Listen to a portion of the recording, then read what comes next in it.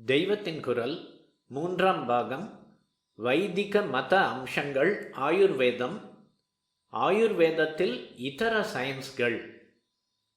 Mineral தாதுக்களை கலந்தும் மருந்து செய்வதால் chemistry என்ற ரசாயன சாஸ்திரமும் நம் வைத்திய சாஸ்திரத்தில் வந்து விடுகிறது. கெமிஸ்ட்ரி மட்டும் இல்லை, இன்னும் 7-8 சயின்ஸ்களும் மெடிக்கல் சயின்ஸ் என்ற இது ஒன்றிலேயே அடங்கி விடுகிறதை பார்த்தால் ஆச்சரியமாயிருக்கும். மூலிகைகளின் நேச்சரை தெரிந்து கொண்டே மருந்து பண்ண வேண்டும் என்பதால் தாவர தத்துவ சாஸ்திரமான பாட்டனியையும் நன்றாக தெரிந்து சொல்லியிருக்கிறார்கள். மருந்துகளின் இன்னொரு மூல சரக்கான ரச வர்க்கங்களை பற்றி அறிய போவதிலும் ரசாயனம், கெமிஸ்ட்ரி வந்து விடுகிறது.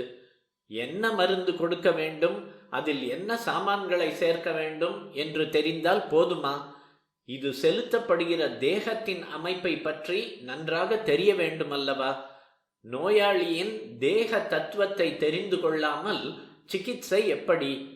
இவ்வாறு பிசியாலஜியும் சாஸ்திரத்தில் வந்துவிட்டது. வெட்டரினரி என்கிற பிராணி வைத்தியமும் புராதனமாகவே நம்மிடம் உண்டு. வீட்டுக்கு வீடு பசு, விவசாயத்துக்கு எருது, சைன்யத்தில் ரத கஜ துரகம் என்பதில் ஆனை, குதிரை, இப்படி பல மிருகங்களை ஆரோக்கியமாக காப்பாற்ற வேண்டியதை முன்னிட்டு பிராணி தத்துவ சாஸ்திரமான ஜுவாலஜியையும் நம் பூர்வீகர்கள் ஆயுர்வேதத்திலேயே சேர்த்து கொடுத்திருக்கிறார்கள்.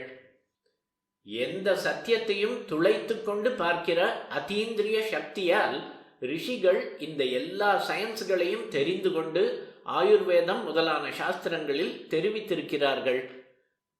கருணை மிகுந்த ரிஷிகள் பிராணிகளுக்கு மட்டும் இல்லாமல் மரம், செடி, கொடிகளுக்கு வருகிற நோய்களை கூட போக்க வேண்டும் என்று விருக்ஷாயுர்வேதம் என்றே ஒரு சாஸ்திரம் செய்திருக்கிறார்கள்.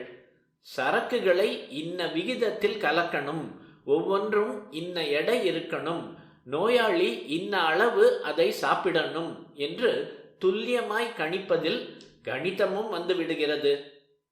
இப்படி பௌதிக சாஸ்திரம் என்கிற பிசிக்ஸை தவிர பாக்கி முக்கியமான சயின்ஸ்களை எல்லாம் ஆயுர்வேதம் ஒன்றிலேயே அகப்படும்படியாக கொடுத்துவிட்டு போயிருக்கிறார்கள். வேறு சாஸ்திரங்களிலும் தனியாகவும் பிசிக்ஸையும் அலசி ஆராய்ந்து கொடுத்திருக்கிறார்கள்.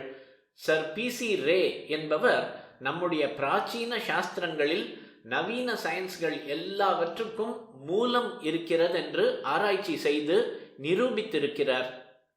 வெள்ளைக்காரர்களே ஒப்புக்கொள்கிறபடி குறைந்த பட்சம் 2000 வருஷங்களுக்கு முற்பட்ட சரகம், சுஷ்ருதம் முதலிய கிரந்தங்களில் இந்த 200-300 வருஷங்களில் நாங்கள் கண்டுபிடிக்கிறதற்கு முந்தி எவருக்குமே இந்த உண்மைகள் தெரிந்திருக்கவில்லை என்று அவர்கள் சொல்லிக்கொள்ளும் நவீன சயின்ஸ்கள் எல்லாம் அடங்கி இருக்கின்றன.